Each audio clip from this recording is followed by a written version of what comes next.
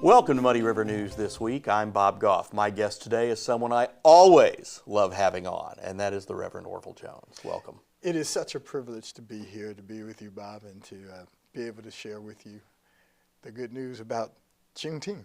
And it is coming up. We are in the month of June. Of course, the date is June 19th, but you guys have a fantastic weekend event coming up before that.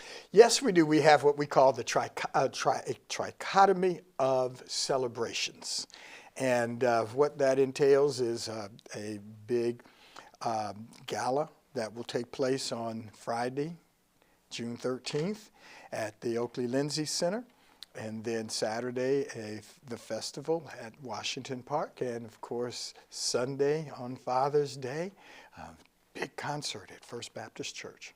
So again, a lot of stuff coming up to celebrate Juneteenth. Of course, it's on the 19th, and that falls during the week. So when people really want to get together and celebrate, obviously it's always so much easier to do so on the weekend. What sort of entertainment, what sort of things are lined up to commemorate the event? Yes, that's a really good question. And the answer to that is it lies right here in the Juneteenth celebrations. On Friday night, that gala is going to be off the chain, if you allow me to use that colloquialism. What the kids say. That's how the kids say. Yes, that's right. It's going to be off the chain. First of all, there's going to be a meet and greet that'll take place about 5 o'clock. And at 6 o'clock, we'll have dinner served and a short program, very short program this year. And right after dinner, we're going to be ready to get into our entertainment. And I think a lot of folk know Kenny G. Oh, yeah. And they appreciate his music. If you like Kenny G, we have a young lady coming here who's called Rhoda G. Okay. Rhoda G plays soprano sax just like Kenny G, but she plays a lot of the more contemporary music and music that our young people would know and even music our seniors would know. She is phenomenal and has a tremendous following from the St. Louis area. So she's going to be kicking things off right after dinner and in her own inimitable way. And then following her will be our what they call headliner, I guess, and that's Cheryl Youngblood and the Cheryl Youngblood Blues Band who will be here. And they're coming back by popular demand. She was here last year for our festival, and this year they asked her to do the gala. And it's going to be a tremendous time. Good food. The food will be prepared by the Oakley-Lindsay Center, and it's going to be a tremendous time. We've got special things that are going to be taking place. We've got one of those 360 cameras that's going to be going on. Wow. and all kind of activities for people. And there's a special thing that's going to happen, Bob, that I'm still trying to figure this out, so you might have to help me with this one. Oh, boy. And it's called Boots on the Ground. Okay. It's a line dance. It's all that wow. stuff that they do. They have fans that pop and do all of this stuff, and it's gonna, all of that will be taking place at the gala. Well, my boot scooting days are behind me, but I'm sure lots of people will enjoy that. I'm sure there will be a lot that will participate. We have all the paraphernalia for you. Everything is there. So bring your boots and bring your stuff. But the night is a dress up affair. It's going to be a tremendous time at the Oakley-Lindsay Center. That's followed by the second part of this trichotomy of celebrations, which is our community festival. And interestingly enough, that festival will take place at Washington Park. Of course, that's where Abraham Lincoln argued for the abolishment of slavery as he debated Stephen Douglas on his way to being a senator, and then again on his way to the White House. And that all took place there in Washington Park. I think it's just so fitting that Juneteenth celebration takes place in Washington Park as well. And it's going to be a great day that day. We have a special band that's going to be coming for our celebration on Saturday the 14th, and that's the PC band that was here last year. So they're going to be singing, they're going to be playing. It's a band that a lot of young people love, and they follow them. They come out of the South, and so it's going to be a tremendous part of our day, but it's not limited to just that.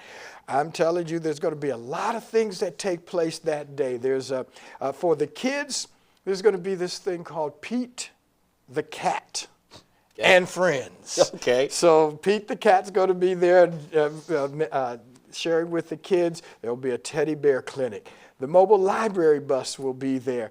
And for even those of us that have made it into what we call the senior living, I found out the other day that I'm a part of the Jones generation. Okay. And I didn't know that existed until just about a week ago. But for all of us, there's a cakewalk that's going to happen. It's going to be an exciting time. Kiddie train rides, an expanded kids zone, all of those things will be taking place there.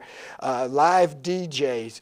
And then we have all of the vendors and food and all kind of things that are going to be happening that day. The Beats Art Academy is going to be performing, and We Stand United puppetry and dance program is coming up from Hannibal, Missouri. It's just the day is going to be action-packed all day long. And we're also having a basketball tournament this year too, right? Well, the basketball tournament probably will not take place. Not there, but where's that going to be held? Well, it won't happen okay. This time, mainly because of the kids being so involved in their camps that we couldn't get the team signed up this year. Understood. That's understood. So we decided let's just postpone that one, and we'll do that again maybe next year or at another time. Yeah, some other time. That makes sense. So when we can have them there. Let's talk a little bit about why you're having this event. Kind of, again, I mean, Juneteenth is now, we talk about it more out in the open and what it was and why it is recognized, but kind of give us the history on it real quick, please. Okay, I'd be happy to do that. Of course,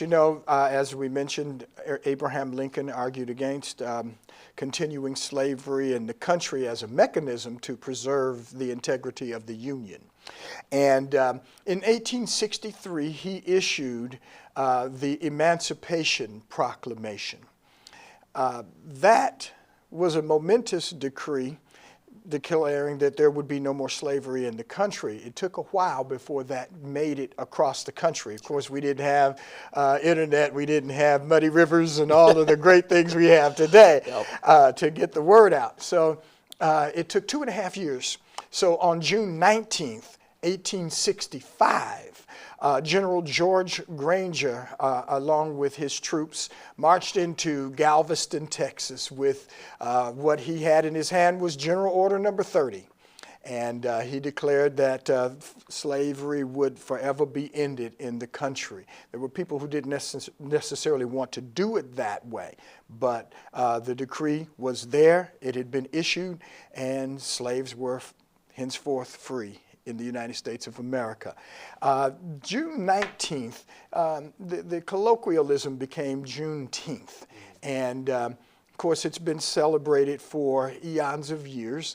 Opal Lee started the celebration officially in Galveston and in the Texas area, and it's spread across the country.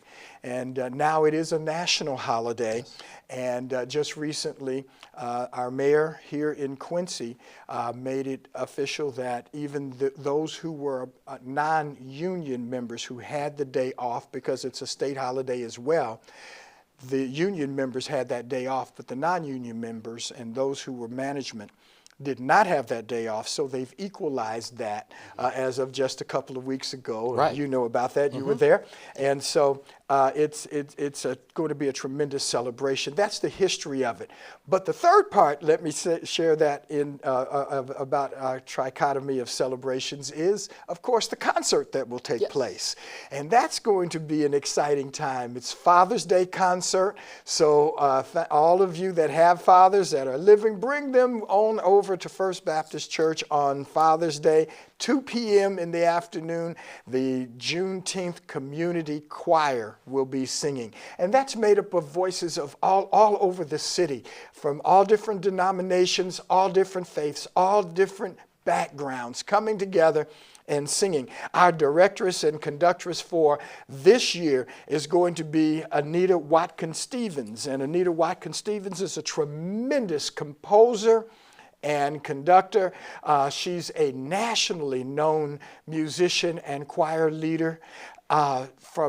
She's directed choirs all across this country, from Washington, D.C. to L.A. She's been a part of the Gospel Music Workshop. She's been a part of various different organizations in gospel music. And so we are blessed to have someone of her caliber here. And so that's going to be an exciting day on Father's Day. The rehearsals will start next Wednesday on the 11th, and you can sign up. It's free, doesn't cost anything. Come and be a part of it, and come sing, and come share with us that day. We'll have all the information linked for all of these events directly in a section below this interview, and of course we've also got a post on Muddy River that details everything. That's all dropped as well today. So. And there is a website. And there's a website. There's we'll have a the link to the website. Yes. CelebrateQCYJuneteenth.com. CelebrateQCYJuneteenth.com. So you can go right there. We'll have all those links sign up right for there. everything. So. Yes. Get your tickets for the festival. The tickets are still available, so you can go on that website, or you can go to Oakley Lindsay's website, and you can purchase tickets directly from Oakley Lindsay. You mentioned the action that that the city took to sort of make it official. Yes. Where is the community as a whole right now, in your opinion? Well, I think the community is starting to recognize the date. One of the things that we've tried to do with our Juneteenth celebrations is that we've tried to make it a community event. This is not a black event. It's not just a white event. It's all of us. And you know, I love how the preamble of the Constitution says that our Creator has endowed us with certain inalienable rights, you know, that we have, and we're all created equally. And I think that's what Juneteenth does. It levels the playing field in that sense, and freedom is for all of us. And I think that the Quincy community is starting to accept it a little better. Of course, you know, there are people on the fringes of anything that happens that's a positive thing, that have their negative ideologies about it. And we, of course, we welcome, you know, any discussion on that, because I think this is something that needs to be celebrated. It's Absolutely. A blessing for this country. It's a blessing for the state of Illinois. It's a blessing for County of Adams and for Quincy as a city. Yeah, and again, I think that you know, we have this nation has a past that I think, while we have wrongs that obviously past wrongs that we still need to right to some extent. I believe I think we've come a long way, but we can always do better. Oh yes, there's still a lot more to be done. Absolutely. And I think that as we take steps like we're doing with the Juneteenth organization, and with the programming like we're doing, to make it a day of freedom, a day of fun, a time of celebration, I think that helps us to get a little closer every step we take. But you know, I have found that as we step to help each other, it doesn't matter what color the skin may be, it matters what the content of the character is. Always good to paraphrase Dr. King. Thank you. Dr. Jones, as always. Blessings. Appreciate it. That's all the time we have for now. I'm Bob Goff. We'll see you next week.